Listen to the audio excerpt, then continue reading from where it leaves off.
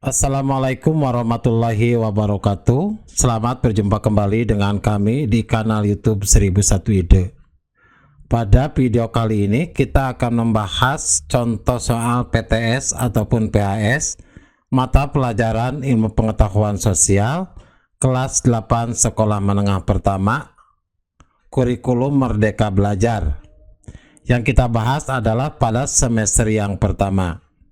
Sebelum lanjut pada video pembahasan, kami mengucapkan terima kasih atas dukungannya terhadap perkembangan channel ini, yaitu dengan menekan tombol subscribe dan mengaktifkan tombol notifikasinya untuk mendapatkan informasi terbaru dari channel ini.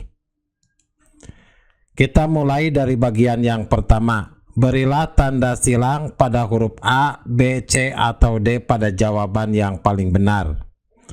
1. Pernyataan yang tepat terkait letak geografis Indonesia adalah titik-titik. Pilihannya A. Indonesia berada di antara 6 lintang utara sampai dengan 11 lintang selatan dan 95 derajat bujur timur sampai dengan 141 bujur timur.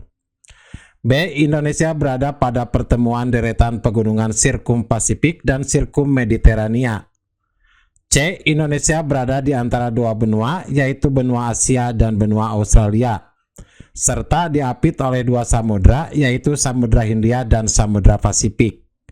Yang D. Indonesia berada pada pertemuan tiga lempeng dunia, maka jawaban yang paling tepat adalah yang C, bahwa Indonesia berada di antara dua benua, yaitu benua Asia dan benua Australia, serta diapit oleh dua samudra, yaitu Samudra Hindia dan Samudra Pasifik. Soal nomor 2. Posisi suatu tempat berdasarkan garis lintang atau paralel dan garis bujur atau meridian disebut titik-titik.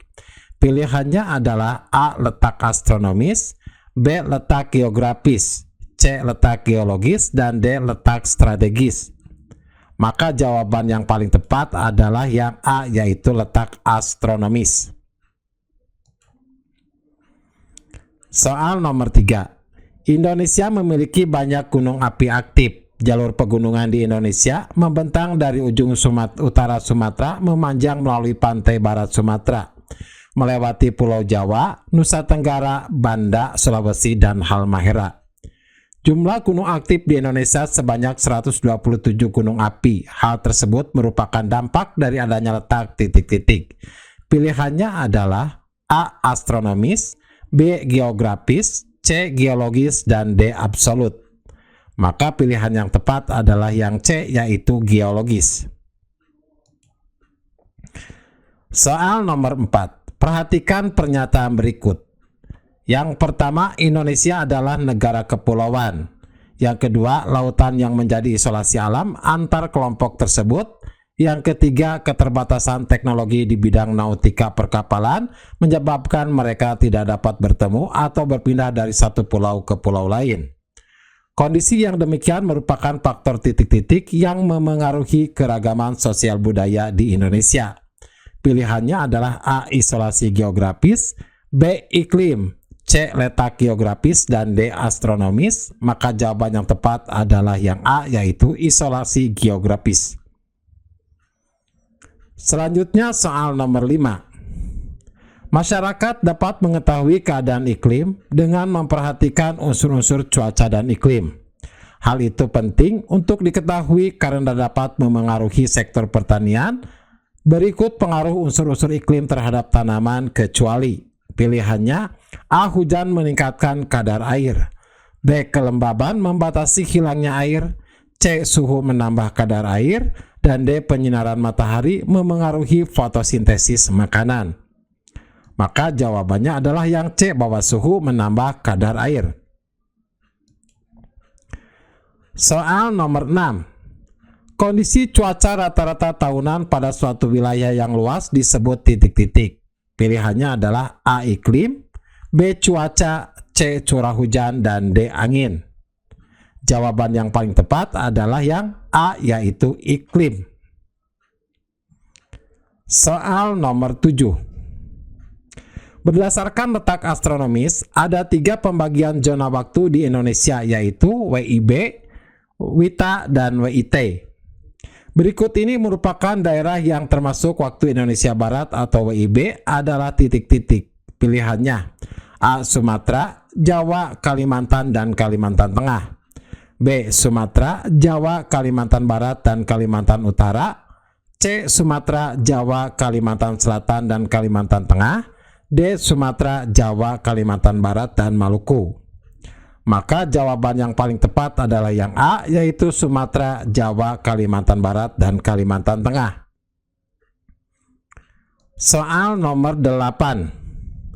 Di bawah ini adalah faktor geografis yang mempengaruhi keragaman budaya di Indonesia, kecuali titik-titik. Pilihannya A. Iklim, B. Letak geografis, C. Isolasi geografis, dan D. Letak geologis. Maka jawaban yang paling tepat adalah D. Letak geologis. Soal nomor 9. Berikut ini fungsi hutan dalam kegiatan produksi adalah titik-titik. Pilihannya A. Melindungi sistem daya dukung lingkungan hidup, B. Melakukan perlindungan terhadap sistem penyangga kehidupan, C. Menghasilkan bahan baku produksi, dan D. Hutan mencegah terjadinya banjir, erosi, dan mempertahankan kesuburan tanah. Jawaban yang tepat adalah yang C, yaitu menghasilkan bahan baku produksi. Soal nomor 10. Berdasarkan Undang-Undang Nomor 11 Tahun 1967 tentang pertambangan, barang tambang di Indonesia dibagi menjadi 3 golongan, yaitu golongan A strategis, golongan B vital, dan golongan C industri. Golongan yang bertujuan untuk memenuhi hajat hidup orang banyak seperti emas, perak, tembaga, termasuk titik-titik. Pilihannya adalah A golongan A, B golongan B, C golongan C, dan D golongan D. Maka jawaban yang paling tepat adalah yang B, yaitu golongan B. Soal nomor 11. Berikut pernyataan yang tepat mengenai keterkaitan manusia dengan pemanfaatan sumber daya alam adalah titik-titik. A. Populasi manusia yang semakin bertambah menyebabkan kegiatan eksploitasi terhadap sumber daya alam semakin berkurang sehingga pencemaran lingkungan dapat dihindari. B. Penduduk yang semakin berkurang menyebabkan kegiatan eksploitasi sumber daya alam berkurang dan kerusakan lingkungan bertambah. C. Populasi manusia yang semakin bertambah menyebabkan kegiatan eksploitasi sumber daya alam semakin bertambah dan mengakibatkan kerusakan lingkungan. D. Sedikit atau banyaknya manusia tidak akan mempengaruhi sumber daya alam yang ada. Maka jawaban yang tepat adalah yang C. Populasi manusia yang semakin bertambah menyebabkan kegiatan eksploitasi sumber daya alam semakin bertambah dan mengakibatkan kerusakan lingkungan. Soal nomor 12. Perhatikan beberapa sumber daya alam berikut. Yang pertama tanah, yang kedua hutan, yang ketiga gas, yang keempat minyak bumi, dan yang kelima air. Yang termasuk sumber daya alam renewable resources adalah titik-titik. Pilihannya A 1, 3, dan 5, B 2, 4, dan 5, C 1, 2, dan 5, D 3, 4, dan 5. Maka jawabannya adalah yang C 1, 2, dan 5, yaitu tanah, hutan, dan air. Soal nomor 13. Hutan yang memiliki fungsi untuk melindungi sistem daya dukung lingkungan hidup adalah titik-titik. Pilihannya A. Hutan produksi, B. Hutan lindung, C. Hutan konservasi, dan D. Hutan hujan tropis. Maka jawaban yang paling tepat adalah yang B. Hutan lindung. Soal nomor 14. Energi gelombang pasang surut, air laut, dan panas laut merupakan salah satu sumber daya alam yang terdapat di Indonesia yang termasuk dalam titik-titik. Pilihannya adalah A. Sumber daya alam hutan, B. Sumber daya alam tambang, C. Energi kelautan, dan D. Sumber daya alam yang tidak dapat diperbaharui. Maka jawabannya adalah yang C, yaitu energi kelautan. Soal nomor 15.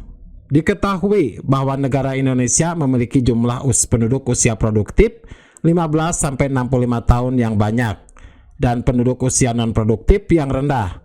Hal tersebut merepresentasikan angka beban ketergantungan yang rendah karena jumlah penduduk usia produktif lebih besar daripada usia non-produktif. Kondisi tersebut biasa disebut sebagai titik-titik. Pilihannya A. Ketimpangan sosial, B. Dinamika penduduk, C. Bonus demografi, dan D. Stratifikasi sosial. Maka jawaban yang paling tepat adalah yang C. Bonus demografi. Soal nomor 16. Berikut indikator yang menunjukkan pengembangan, terutama dalam pembangunan sumber daya manusia adalah indeks titik-titik. Pilihannya adalah A. Harapan hidup, B. Melek huruf, C. Pembangunan manusia, dan D. Kemampuan daya beli. Maka jawabannya adalah C. Pembangunan manusia. Soal nomor 17. Human Development Report merupakan mengelompokkan negara di dunia menjadi 4 kelompok berdasarkan IPM.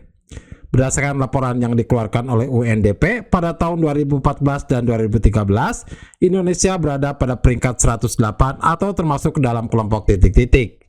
Pilihannya adalah A. Sangat tinggi, B. Tinggi, C. Sedang, dan D. Rendah. Maka jawabannya adalah C. Sedang. Soal nomor 18.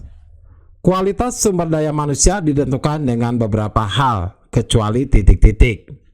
Pilihannya adalah A. Pendidikan, B. Agama, C. Peningkatan kapasitas sumber daya manusia, dan D. Pembebasan atau membiarkan masyarakat generasi muda. Maka jawabannya adalah D. Pembebasan atau membiarkan masyarakat generasi muda. Soal nomor 19. Fokus dari indeks pembangunan manusia adalah pada faktor titik-titik. Pilihannya A. Pembangunan berkelanjutan, pemberian subsidi, dan tingkat partisipasi angkatan kerja, B. Pendidikan, kesehatan, dan pendapatan, C. Pemerataan pembangunan, perbaikan sarana prasarana pembangunan, dan pendidikan, D. Kegiatan bantuan subsidi, penurunan harga, dan tingkat melek huruf. Jawabannya adalah B. Pendidikan, kesehatan, dan pendapatan. Soal nomor 20. Regulasi atau aturan terkait pemanfaatan sumber daya alam yang ada pada suatu negara harus disusun supaya sumber daya alam yang ada dapat dijaga kelestariannya. Adapun aturan tersebut dapat berbentuk undang-undang. Lembaga sosial yang memiliki peranan untuk membuat aturan berupa undang-undang terkait pemanfaatan sumber daya alam adalah lembaga titik-titik. Pilihannya adalah A. Ekonomi, B. Agama, C. Politik, dan D. Pendidikan. Jawaban yang tepat adalah yang C. Politik. 21.